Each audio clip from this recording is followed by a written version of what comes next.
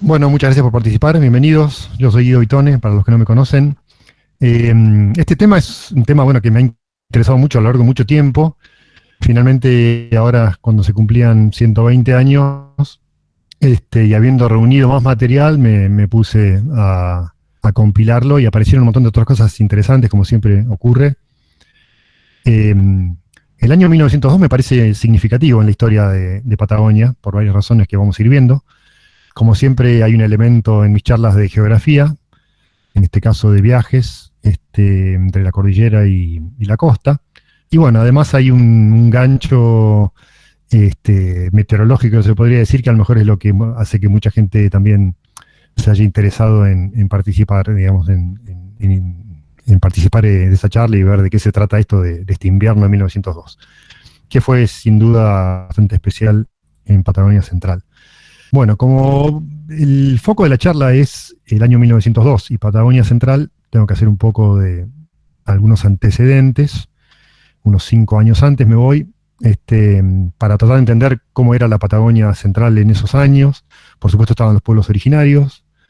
También había algunos que estaban ingresando a la región desde el norte, siendo desplazados después de la conquista del desierto y demás. Estaban las comisiones de límites trabajando muy fuerte en la zona a partir de 1896. Porque estaba tomando temperatura el tema de resolver el límite entre Chile y Argentina, ¿no? También por esos años empiezan a circular con mayor continuidad, digamos, exploradores, pioneros. Hay algunos arreos que cruzando la Patagonia, hay aventureros, buscadores de oro, prófugos y demás. Y como resultado de todo este movimiento ya hay unos pobladores establecidos, sobre todo en la cuenca del río Senger, que lo vamos a ver después más en detalle. Cuando digo pobladores me refiero a pequeñas estancias, establecimientos, algunos comercios y demás. Y sobre el final de estas fechas, principios del siglo XIX, la fundación de Comodoro Rivadavia y el avance o la llegada de la línea del telégrafo.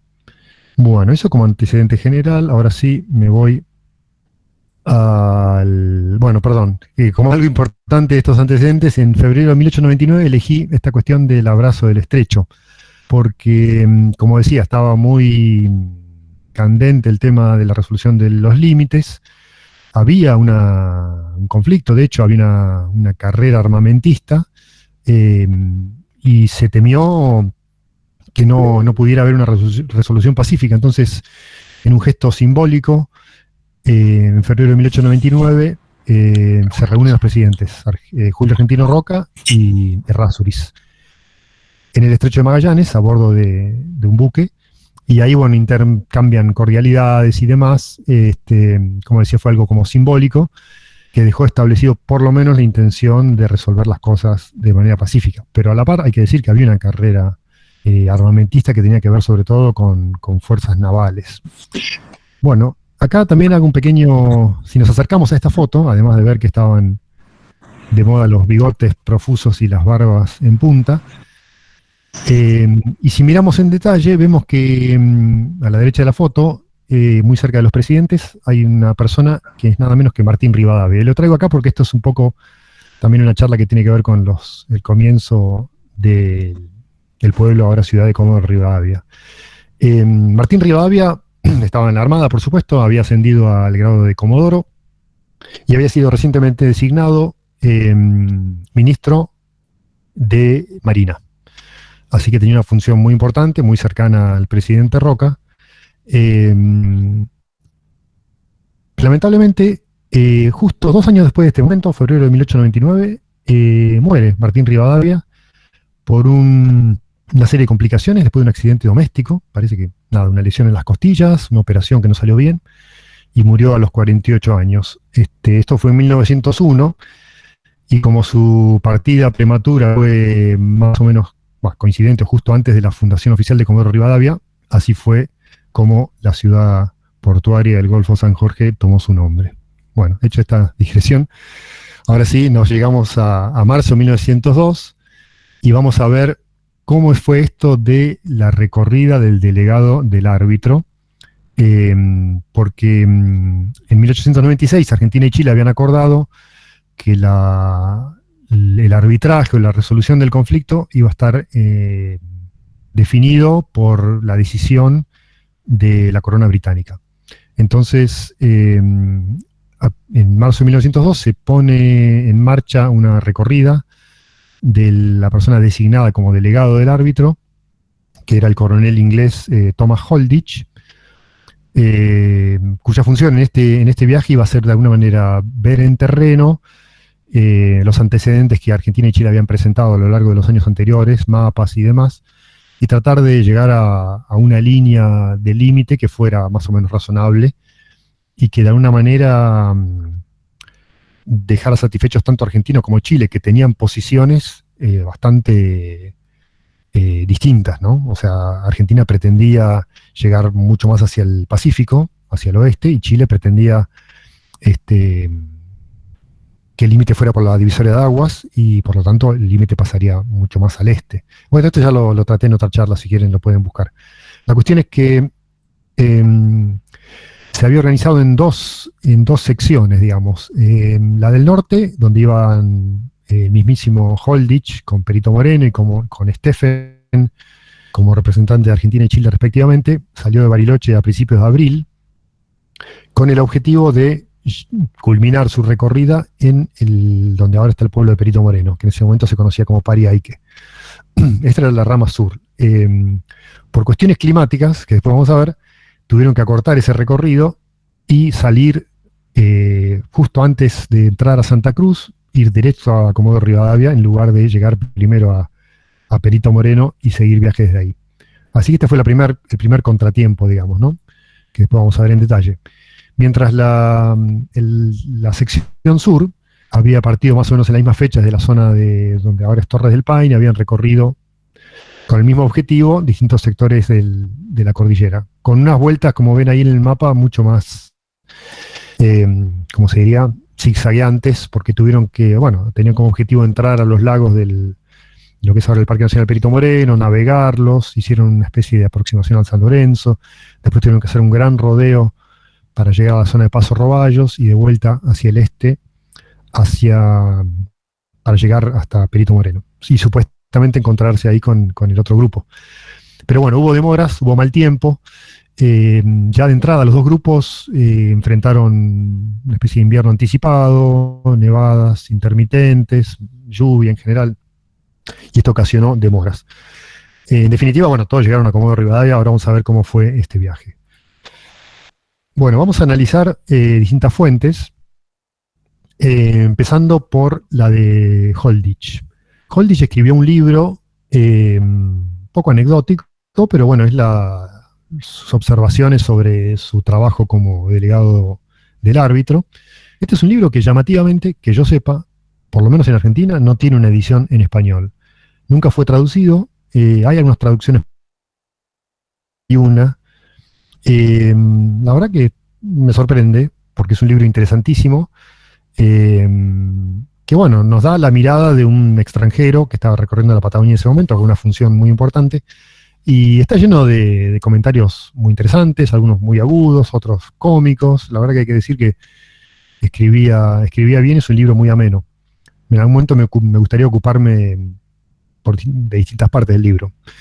Bueno, la cuestión es que lo que dice Holditch es, bueno, salimos de Bariloche a principios de abril, de entrada empezó a llover, llegamos a la zona de Foyel, acá como se ve en la foto, todas fotos del libro de Holditch, ¿no? El 30 de abril están en la zona de Trevelin, Valle del 16 de octubre, para llevar adelante lo que ya había sido organizado como un plebiscito donde la comunidad galesa y otros pobladores iban a decidir si preferían, digamos, pertenecer a la Argentina o a Chile. Esto había sido armado, digamos, para que tuviera lugar con la presencia de Holditch, quien de alguna manera fiscalizó o validó esta decisión, y eso tuvo obviamente peso para que ese valle que pertenece a la cuenca del Pacífico quedara para Argentina. Fíjense que, bueno, todos los años se celebra este plebiscito, hay como un sitio histórico en Trevelin, seguramente muchos lo conocen. Bueno, después de cumplir con esta cuestión en Trevelin, siguen viaje al sur. Era un grupo bastante numeroso, según dicen los que participaron. El 12 de mayo llegan a la zona del río Senger. Acá había un poblador austríaco, Antonio Steinfeld, que estaba ahí desde hacía un par de años, comerciaba con los pueblos originarios, había sido un poco animado a establecerse ahí por el Perito Moreno, que trataba de poblar la Patagonia con gente que tuviera interés en establecerse en esa zona. Bueno, acá hago una pequeña pausa porque después vamos a volver a lo de Steinfeld, al río Senger. Esto es más o menos cerca del actual pueblo de Río Senger. Después de volver acá porque acá hay otra historia, pero no tiene que ver estrictamente con la Comisión de Límites, entonces la dejo para más adelante. Seguimos viajando con Holditch, Moreno y Steffen, que ya vienen acá bastante bien emponchados, porque el frío y la lluvia se hacía sentir. Había mucha humedad, mucho pantano, bueno, una serie de dificultades, caballos que se empantanaban, muy mala visibilidad, lo cual dificultaba las tareas de la comisión, que justamente era examinar los mapas, tomar algunas mediciones y demás. Bueno, acá incluí una cita de Hans Steffen en su libro Viaje de inspección arbitral a los terrenos litigiosos, con J lo escribe él, se escribe con G en realidad. Bueno, acá tomé este párrafo porque nos ilustra un poco cómo era la mecánica de las comisiones. Estaban en contacto la Comisión del Norte y la del Sur, y esto es lo que comenta Steffen, que estando ahí cerca de Río Mayo, aparece Clemente Onelli, que era como un enlace de la Comisión Argentina, y traía noticias y correspondencia de la comitiva del Sur, que ya les estaba avisando: miren muchachos, el clima viene complicado, estamos demorados, estamos en la zona del lago Belgrano, no sabemos si vamos a llegar a tiempo al encuentro pactado para fines de mayo en Perito Moreno. Steffen escribió otras cosas que yo no tengo acá en este momento, perdón. Bueno, seguimos. Bueno, ahí está presuntamente Moreno mostrándole el mapa a Holditch en un alto en el camino. Y llegan unos días antes del 25 de mayo, creo que el 20 o 22, llegan a Koloski. Koloski era un lugar en el mapa, porque también acá había un poblador al cual el Perito Moreno había convencido de establecerse, con cuestiones estratégicas, digamos, porque él quería que justamente hubiera una presencia argentina en algunos puntos litigiosos que pertenecían a la cuenca del Pacífico, y por lo tanto Chile reclamaba como que debieran pertenecer a Chile. La cuestión es que llegan acá a la casa de Koloski, que se hizo conocida, los que conocieron alguna referencia a este nombre, por lo que marqué ahí en esta foto, que es un poste de telégrafo. No solo había una presencia en el lugar de una manera dependiente del gobierno argentino, sino que había una intención de hacer una comunicación telegráfica. En realidad, bueno, esto da para una charla que en un momento lo voy a dar, pero en realidad la línea no llegaba ahí. Habían empezado del extremo distal, sería, poniendo postes y cables, pero el telégrafo, la comunicación telegráfica no llegaba a la zona. De acá se desprenden varias anécdotas y comentarios que, bueno, en un momento me gustaría tratar de interpretar. La cuestión es que, imagínense, ¿no? Ya hacía más de un mes que habían salido de Bariloche, un mes y medio. Habían llegado acá con un montón de dificultades, cansados, mojados y demás. Había demoras en la otra sección. Entonces acá Holditch le dice: mire, se está viniendo el invierno, estamos a 20 de mayo, vamos a dar por terminada la recorrida. Nos va a quedar este último tramito hasta el lago Buenos Aires, pero bueno, no importa, hicimos lo que se pudo. Así que de acá la orden es replegarse, digamos, dar por terminados los trabajos y viajar hacia Comodoro Rivadavia. Entonces, bueno, un pequeño textito del libro en inglés dice que justo el 25 de mayo, día de la independencia, encaran hacia el oeste y ya nevaba, estaba todo blanco, se empezaban a borrar las huellas, iban en silencio ahí como peregrinos, digamos, rumbeando hacia Comodoro Rivadavia. Hay algunas fotos, no sé si se sabe exactamente dónde, pero por lo visto había nevado bastante. Después vamos a ver que hay otros relatos coincidentes. Bueno, si ven, se fijan en el mapa, desde esta zona que es ahora Lago Blanco hacia Comodoro Rivadavia, es prácticamente si fueran en línea recta, sería a lo largo del paralelo 46, el límite entre Chubut y Santa Cruz, y eso lo llevaría directo a Comodoro Rivadavia. Pero bueno, en el terreno, digamos, la huella fuerza a ir un poco hacia el sur para pasar por el codo de Zenger sin cruzarlo, si no hay que cruzarlo dos veces como se hace en la ruta, pasar cerca de Sarmiento, o por Sarmiento, como hace la ruta. Y bueno, acá en la zona del codo de Zenger, fíjense la nieve, se encuentran con un grupo de pueblos originarios. Y arman esta foto. Fíjense la estatura, se alcanza a ver 4 personas con sombreros, y según la descripción en el libro, con capas de guanaco, y una persona perteneciente a la comisión que lo pusieron ahí para la foto. Hay una cuestión de estatura que parece casi posada, ¿no? A lo mejor eligieron al más bajito para pararse ahí, o bueno, o como es cierto, los tehuelches eran bastante altos. Bueno, después de estas fotos llegamos al 31 de mayo, donde hace poco me enteré por distintas publicaciones que era el cumpleaños de Perito Moreno, y que nada menos que 50 años cumplía en esa oportunidad. Así que el 31 de mayo del 1902, estando cerca de Sarmiento, fíjense que acá justo no hay nieve, lo vemos ahí a Moreno, aparentemente sentado, llevándose un bocado a la boca, y a la derecha de la foto, con una boina, está Holditch. Esta foto aparece en este libro, y en otros lados, es bastante desconocida. Bueno, seguimos viajando, otro extracto del libro en inglés. Bueno, o sea, la nieve nevaba, por ahí se iba, pasaban por una zona baja sin nieve, llegaban a una zona más alta y encontraban nieve. Bueno, la cuestión es que el 1 de junio, de vuelta bajo una nevada, se pierden y se ven obligados a acampar donde estaban nomás.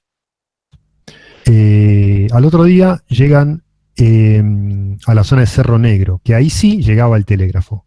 Ahí sí ya estaba el telégrafo que se unía a la red troncal, que ya había llegado a Comodoro Rivadavia, y esta era una línea que salía de Comodoro hacia el oeste. Bueno, con alguna comodidad que habrán tenido ahí, más la posibilidad de conectarse por el telégrafo, deciden tomarse un día de descanso mientras la temperatura baja a 18 grados bajo cero. Bueno, acá puse un mapa para que se ubiquen un poco. Cerro Negro es un lugar que se ve ahí al sur de Sarmiento, no debe ser confundido con otros lugares que se llaman Cerro Negro. Este es un mapa de 1904. Aparece ahí, puse en el recuadro Cerro Negro y oficina Cerro Negro, y está el telégrafo. Fíjense que llega a Cerro Negro y gira hacia el sur. Yo no sé bien a qué se debe esto. El telégrafo parece que no siguiera hacia Sarmiento. Por otro lado, hay una línea férrea, aunque está en proyecto, porque todavía no existía como tal en 1904, mucho menos en 1902. Y bueno, esto un poco para mostrar la ubicación del lugar. Y la otra tema que me interesaba, que menciona Holditch, es qué noticias reciben Holditch y Moreno y el resto. Reciben la noticia de que se habían firmado unos días antes, el 28 de mayo, los Pactos de Mayo, en Santiago de Chile, entre los dos países. El Pacto de Mayo era el nombre como informal de lo que se conocía como el Tratado de Equivalencia Naval, Paz y Amistad. Porque, como les había dicho antes, el tema estaba bastante tironeado, digamos, y no estaba segura la resolución de este conflicto. Así que con el abrazo del estrecho primero y con la firma de los Pactos de Mayo, de alguna manera se consolida la amistad, se decide que va a haber una especie de freno y retroceso en esta carrera armamentista. Y bueno, en definitiva, se comprometen a aceptar el laudo arbitral del árbitro, en este caso la corona británica. La otra noticia que reciben, estando acá, que menciona Holditch, es la firma de la paz entre Inglaterra y Sudáfrica, en definitiva, que era el lugar donde estaban establecidos los Boers, que eran descendientes principalmente holandeses de los Países Bajos y de otras naciones europeas que estaban viviendo en Sudáfrica. Esto es importante también porque tiene que ver el hecho de que los Boers hayan perdido esa guerra, impulsó a muchos de ellos a emigrar y a buscar un lugar similar o algún lugar que los acogiera. para instalarse, bueno, libres de alguna manera del dominio británico. Bueno, esas son las noticias que reciben estando en Cerro Negro. Y ahí, bueno, unos días más, llega el final del viaje, llegan a Comodoro Rivadavia, no sin experimentar más nieve, perderse por el camino, acampar en el Cañón Castillo, pasaron por más o menos lo que sería ahora Cerro Dragón. Sin embargo, en esos años, como se va a ver en otro mapa, el camino de carretas iba un poco más al sur. Tocaba Santa Cruz, digamos, volvía a entrar hasta Santa Cruz, después de pasar por lo que ahora es Holditch justamente, y ahí sí llegaba a la costa y de ahí iba hacia el norte hasta Comodoro Rivadavia. Bueno, acá también hay muchos, Holditch es muy gráfico, dice que había, por supuesto, mucho frío, que el viento oeste hacía volar pequeños, ¿cómo sería? Perdigones o pequeñas perdigones de hielo duro, que formaba túneles en la superficie nevada. La combinación de frío, viento y nieve, bueno, es bastante incómoda. Bueno, con eso terminamos la recorrida de Holditch, que era un poco la recorrida oficial. Pero como he dicho antes, además de haber 2 secciones, había un montón de otra gente participando, trabajando, digamos, en estas comisiones. Ayudantes, carreros, caballos, mula, la carga, el cocinero, ayudantes y demás. Bueno, ahora estamos con la sección sur. Acá tenemos como fuente el diario y relato de algunas entrevistas que dio Gerald Lively. Lively era un inglés que se había establecido primero en el sur de Chile, que de vuelta el Perito Moreno lo anima a establecerse en la costa sur del lago San Martín, y al mismo tiempo le da trabajo como ayudante de la comisión de límites y del recorrido de los delegados del árbitro, justamente porque hablaba español e inglés, conocía la zona y demás, y era un tipo bien gaucho. Lo vemos en la foto ahí, el más alto a la izquierda. Bueno, tenemos entonces, perdón, en la revista Argentina Austral, una especie de entrevista a Lively, donde da algunos datos interesantes, pero sobre todo, quien se encargó de hacer una traducción del original, manuscrito de estos diarios, fue Jorge Kramer, fallecido hace algunos años, que rescató, tradujo y publicó en su libro Por si quede esta crónica de Lively, gracias a la cual podemos saber cómo fue la recorrida de esta sección sur del viaje. Muy interesante el diario de Lively, obviamente es bastante largo, no tenemos tiempo para verlo todo. Jorge Kramer también tiene en su libro Por si quede varios mapas, donde se tomó el trabajo de, un poco como hice yo, pero mucho mejor, de seguir el recorrido de Lively, de la comisión.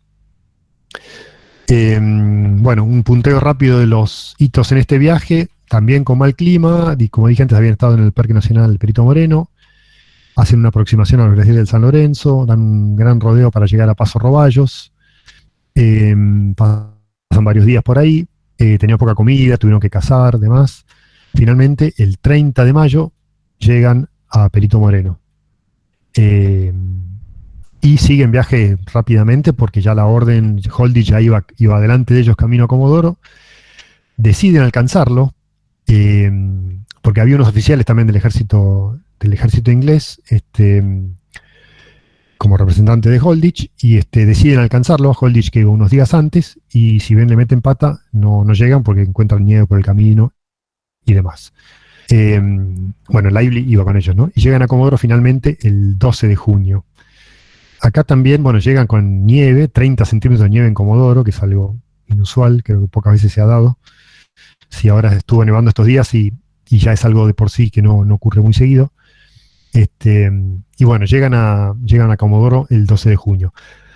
A todo esto, ya Holditch y Moreno se habían tomado el barco y habían viajado hacia Buenos Aires con escala en Puerto Madryn.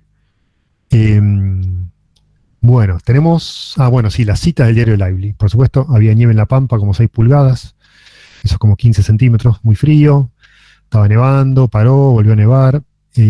Acá Lively menciona a Kenkel, que es Cankel, que estaba trabajando en la comisión como guía, en este caso va a buscar los carros, porque atrás de Lively venía alguien que vamos a ver después, que venía encargado de los carros, que era lo más lento de todo el convoy.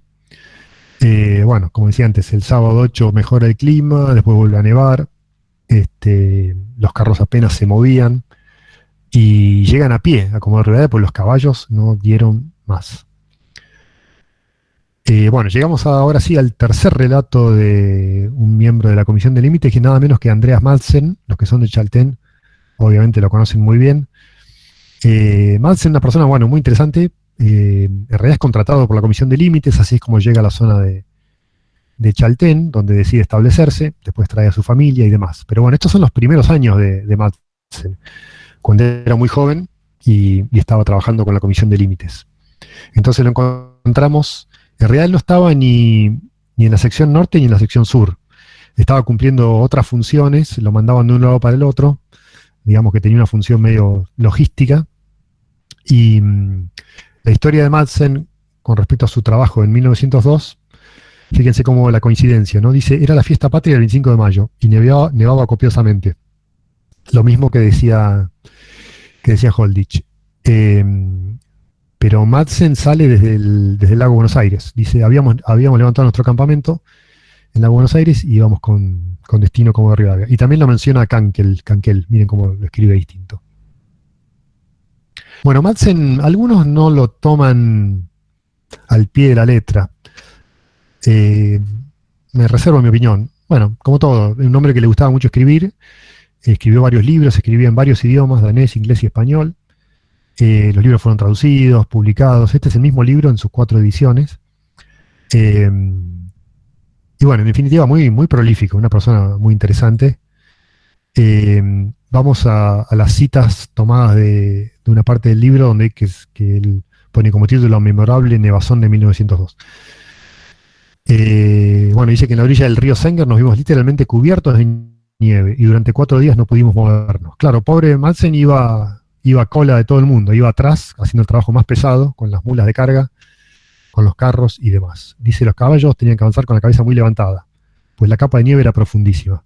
Bueno, no sé, ahí capaz que exageré un poco, ¿no? Yo interpreto que obviamente no le llegaba al cogote la nieve a los caballos. Lo que posiblemente quiso decir es que había momentos donde había bardones, y como la nieve, que a lo mejor había 30 centímetros, no permitía ver, los caballos se hundían, y ahí sí, llegaba, tenía que forcejear un poco para sacarlos, y ahí sí, porque llegaba al cogote, que es también lo que cuenta Lively en otro momento. Pero bueno, hay que interpretar un poco lo que dijo. La temperatura bajó algunas noches a 28 bajo cero, eso también lo dice Holditch. En ambos pies tuve mordeduras de frío. Mordedura de frío es algo anterior al congelamiento, donde hay pérdida de tejido. La mordedura de frío, en general, si no agrava y pasa a ser congelamiento, bueno, se pasa sin consecuencias. Fíjense lo que dice, llegamos a Comodoro Rivadavia unos pocos días antes del 9 de julio, o sea, un mes después de Holditch y Moreno, lo que tardaron en cruzar, lo que hoy se hace en mediodía en vehículo, ellos tardaron un mes en condiciones invernales, avanzando. Bueno, obviamente tuvieron algunos días donde no pudieron moverse, pero bueno, realmente muy duro ese invierno. Además muy temprano, porque estamos hablando fines de mayo, la primera gran nevada. Y bueno, eso en cuanto al invierno. También acá el dato anecdótico justo nos puedo leer, que 12 ranchos, ¿no? Sí, 12 o 13 ranchos, que es también lo que dice Lively. Bueno, ¿cómo seguimos acá? Bueno, acá hago un paréntesis. Después seguimos con las travesías y los viajes de invierno, pero lo que quería detenerme un poco acá es, bueno, cómo era Comodoro en 1902 cuando llegaron acá, y Comodoro de golpe se vio en el epicentro de todo este movimiento, porque ocurrieron, como dije, varias cosas en este año 1902. Comodoro Rivadavia había sido fundado oficialmente el año anterior. Este es un mapa de 1901. Fíjense que ya muestra algunos caminos, algunos pobladores, está Pietro-Belli, por supuesto, y demás. Fíjense que acá está el camino que yo les decía que venía por el sur. Cañadón Pedro, Cañón Castillo, bueno, y ahí llega a Comodoro. Bueno, la revista Caras y Caretas y otros medios de la época, por supuesto, se ocuparon del viaje de la comisión arbitral, de una manera medio liviana, diría, Caras y Caretas, como vamos a ver ahora. Nuevas informaciones gráficas del viaje de Holditch. Hay algunas fotos, acá tenemos justamente Cerro Negro, lo que habíamos dicho antes, la estación telegráfica donde Holditch y Moreno y otros descansaron con una temperatura de 18 grados bajo cero, y ahí se enteraron por lo menos de las noticias que les comentaba. Estas son unas pocas fotos que rescaté. Claro, y acá hay una foto que dice el bote en el cual naufragó la comisión arbitral. Bueno, en realidad no, la comisión arbitral venía por tierra, así que no pudo haber naufragado. Pero fíjense que se ve el bote ahí dañado. Lo que ocurrió fue que en realidad el grupo de la sección sur, en la que iba Lively, cuando se embarcan, en esos momentos, en esa época no había muelle en Comodoro, y embarcarse era una maniobra medio azarosa. No era del todo inusual que los pasajeros terminaran en el agua, y esto es lo que ocurrió con este grupo. Cuentan que, bueno, no sé bien cómo fue el accidente, pero la cuestión es que terminaron todos en el agua, perdieron algunos equipajes, y si bien esta nota de la revista Caras y Caretas lo cuenta como algo casi humorístico, en realidad uno de los topógrafos argentinos que tuvo la mala suerte de estar en ese bote, bueno, recibió un golpe, lesiones, además sufrió, bueno, la inmersión y demás, y falleció un año después. Posiblemente se cree como consecuencia de este pequeño accidente. Bueno, ¿qué pasa? La revista Caras y Caretas, fíjense, la anterior era una publicación del 9 de agosto, esto salía semanalmente, pero el 2 de agosto, además de publicar una publicidad sobre las máquinas de escribir, el 2 de agosto, una semana antes, había salido una nota también sobre un viaje a la Patagonia, que se llamó Viaje a los Territorios del Sur. Y parecería, mi lectura de esto es que dijeron, uy, tenemos que hacer una nota de Holditch, del viaje de la Comisión de Límites. Uy, pero en realidad tenemos este viaje antes que se las había quedado traspapelado. Me imagino yo que lo hicieron en el verano anterior. Entonces lo publicaron el 2 de agosto y el 9 de agosto publicaron el tema de límites. Pero bueno, la cuestión es que en esta nota del 2 de agosto habla de varios puertos a lo largo de la costa atlántica, que fue lo que recorrió este periodista de la revista, y dice: Comodoro Rivadavia está destinado a progresar debido a estar próximo a la colonia Sarmiento. Justo tengo un cartelito ahí que no me deja ver. Perdón. Región escogida por los Boers para fundar su nueva patria. Esto era Comodoro Rivadavia en 1902. Ahí tenemos lo que supuestamente es el galpón de Pietro Belli con la bandera argentina, un cacique tehuelche. Y acá, tomando un libro de la historiadora Graciela Ciselli, de Comodoro Rivadavia, y otros autores, acá se publica una foto muy similar a la anterior, con el título Vivienda de Francisco Pietrobelli al pie del Chenque en 1902, una foto del Archivo Histórico Municipal que está publicado en este libro, Comodoro Rivadavia, la construcción de una urbanidad multipolar. Muy interesante este libro, la verdad que saqué varios otros datos así muy, muy por arriba, entre ellos que, por ejemplo, Fidel Maciel, que fue el constructor de uno de los primeros muelles en Comodoro Rivadavia, también llega a la zona con la Comisión de Límites, posiblemente a lo mejor en una recorrida anterior. Bueno, eso en cuanto, creo que tengo algunas diapos más de Comodoro, claro. Fíjense, justo en 1902 llegaron los primeros Boers, el primer contingente Boer para establecerse en la colonia Escalante, o en el departamento Escalante, y no me dediqué en profundidad a este tema, la verdad que no lo estudié, pero tengo como fecha probable que hayan llegado a Comodoro el 4 de junio de 1902. Si esto es así, coinciden prácticamente, o sea, cuando Holditch y Moreno llegan ahí, están los Boers, sin embargo no los mencionan, así que lo tomo como algo ahí de deberes para el hogar, de averiguar un poco más. Si alguno quiere compartir algo, sé que hay muchas cosas escritas, publicadas, no tuve tiempo de estudiarlas, pero lo voy a hacer. La cuestión es que yo creo que ese invierno 1902 estaban los Boers ahí en Comodoro Rivadavia, a lo mejor llegaron ese 4 de junio. Bueno, ¿cómo sigo por acá? Bueno, también otro material recientemente publicado, muy interesante también, de Graciela Ciselli, estos cuadernillos de la colección Rocas Coloradas, muy interesantes todos ellos. Están disponibles, notas como en este caso de tipo histórico, también geográfico, geológico, botánico, etcétera. Simplemente esta cuestión del telégrafo. Fíjense que cuando se inaugura el telégrafo en Comodoro Rivadavia, en una carpa, en el invierno de 1901, la Dirección de Correos y Telégrafos decía, bueno, acá no hay nada, llegamos con el telégrafo, pero no hay nada. O sea, lo que quiero marcar con esto es que el crecimiento y el desarrollo de Comodoro fue muy rápido, y por eso 1902 es un año como crucial. En ese momento estaban ocurriendo muchas cosas, ¿no? Estaban llegando pobladores, estaba llegando el telégrafo, este, estaba empezando a funcionar como puerto. Me olvidé decir que cuando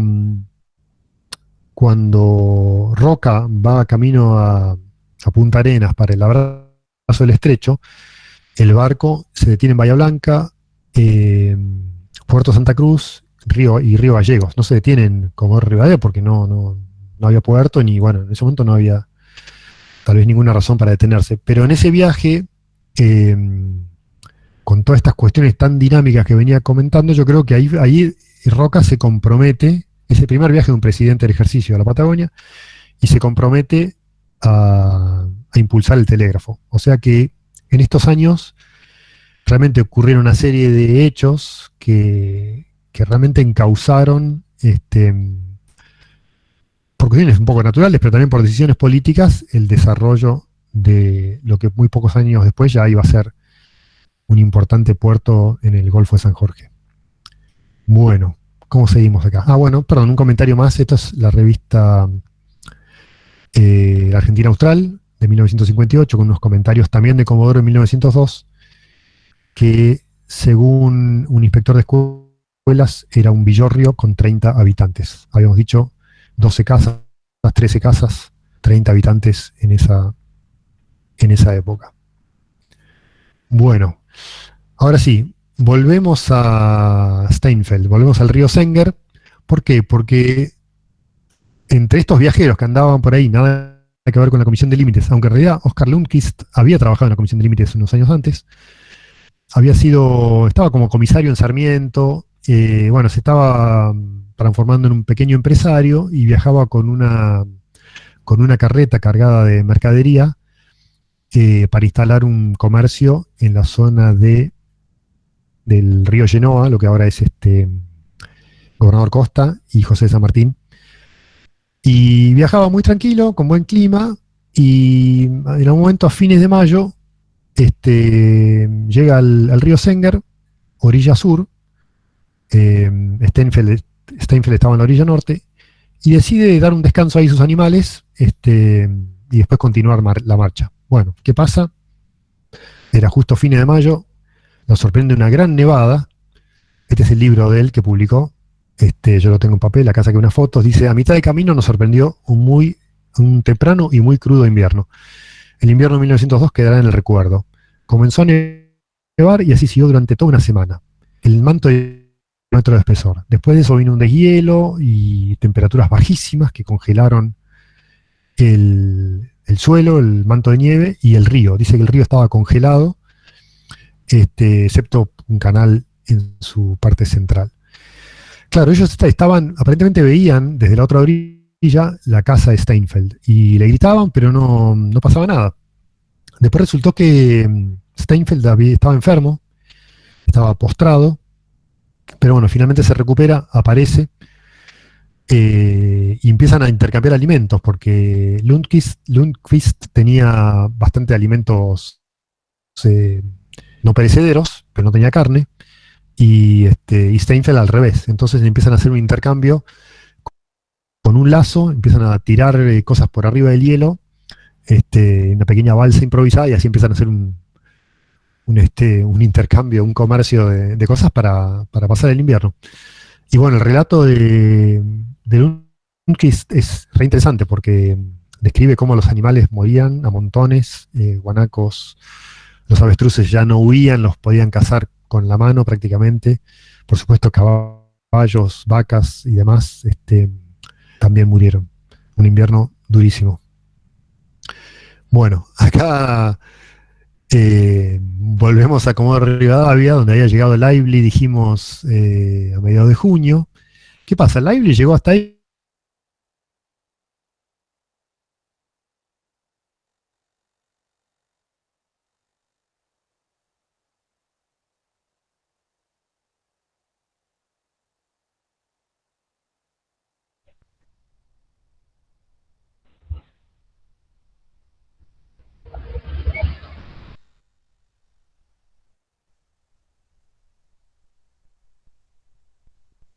Sierra Nevada y quedan varados ahí cerca, con los empleados, justo cerca de un campamento de empleados del telégrafo, que seguían trabajando en la línea, avanzando con la línea de Cerro Negro hacia el oeste.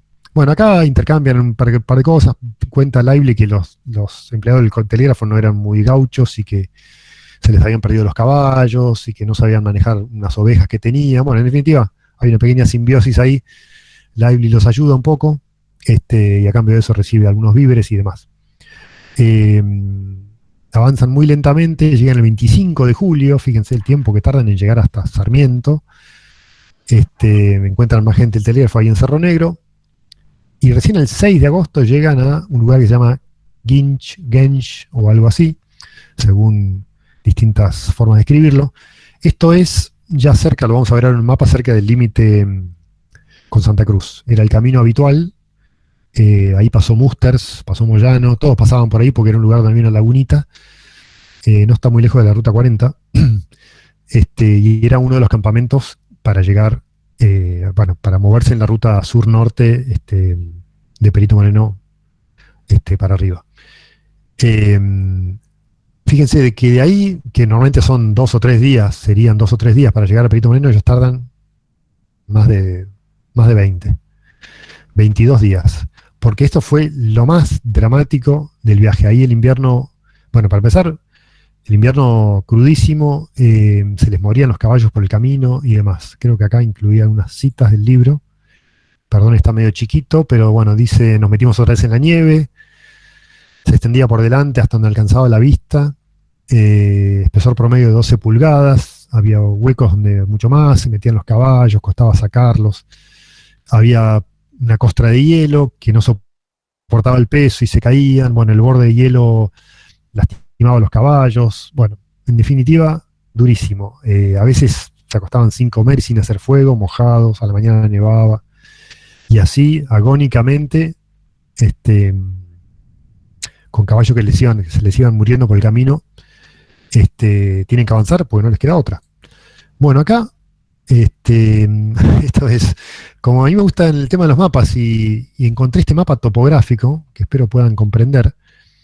Las partes rojas son las alturas, las partes azules son, bueno, el lago Buenos Aires que se ve ahí a la izquierda, y se ve en celeste una línea que es el Valle del Deseado. Bueno, esta sería la ruta directa. Gench es justamente acá, que hay un bajo y una laguna. Normalmente de ahí es una línea recta hacia la zona de Perito Moreno, pero hay que pasar por unas partes altas acá, cerca donde pasa la Ruta 40, y ya realmente no podían avanzar más en la nieve, los caballos ya no podían avanzar. Entonces, en su desesperación por llegar, se ven obligados a hacer una gran vuelta, porque encuentran acá el Valle del Pluma, que como era de menor altitud, les ofrecía un poco menos de nieve y algo de pasto que asomaba, entonces tienen que hacer este enorme rodeo, que les lleva como más de una semana, para llegar a Perito Moreno siguiendo el Valle del Deseado, que por ser tierras más bajas, como muestran, como se ve acá por los colores, ahí no encuentran nieve y llegan a Perito Moreno. Bueno, Perito Moreno es un poco su salvación. ¿Por qué? Porque la Comisión de Límites, cuando había estado ahí, había dejado enterradas provisiones, posiblemente a pedido de Lively, que sabía que iba a volver por ahí, o para usar en futuros viajes. ¿Y por qué tenía Lively que volver? Bueno, porque en realidad tenía trabajo con la Comisión de Límites la temporada siguiente, que era cuando iban a levantar los hitos en la frontera. Bueno, a ver cómo seguimos. Bueno, ahora sí, pasó el invierno, llegó la primavera, Lively siguió viaje hasta Lago San Martín, Lundqvist siguió viaje con su carreta hasta la zona de Gobernador Costa. Llega el mes de noviembre, bueno, durante los meses previos se analiza toda la información recopilada durante el viaje y demás, y el 20 de noviembre de 1902, la Corona Británica se pronuncia a través de un fallo, y este es el arbitraje, o el laudo arbitral, que en definitiva sella la frontera entre Argentina y Chile a perpetuidad. Después hubo algún que otro desacuerdo, pero bueno, confusiones y demás, porque obviamente un límite muy extenso, y hubo algunos detalles que no quedaron claros en los mapas, o hubo distintas Bueno, ahí está la firma de Holditch. Y con esto estaría dando por terminada la presentación. Si quieren hacer preguntas, pueden hacerlo en el chat. Bueno, como decía, Lively fue empleado al año siguiente para erigir los hitos a lo largo de la frontera que se hicieron en toda la Patagonia. Ahí en los antiguos, por ejemplo, hay varios hitos que se pueden visitar. Y todo a lo largo de la frontera, bueno, Paso Roballos, en zona de Chubut y demás. Bueno, espero que les haya gustado, que no haya sido muy confuso. Un poco la conclusión para extraer es que 1902 fue un año importante en la historia de Patagonia, y que gracias al relato de gente asociada a la Comisión de Límites podemos rescatar bastante información de lo que ocurrió y de lo que fue viajar ese año y de cómo fue el invierno. Inviernos que en esa época eran inusuales, pero ahora son muy, muy excepcionales. Y muchas gracias a Melissa, como siempre, por sus ideas, su ayuda en la organización y todo.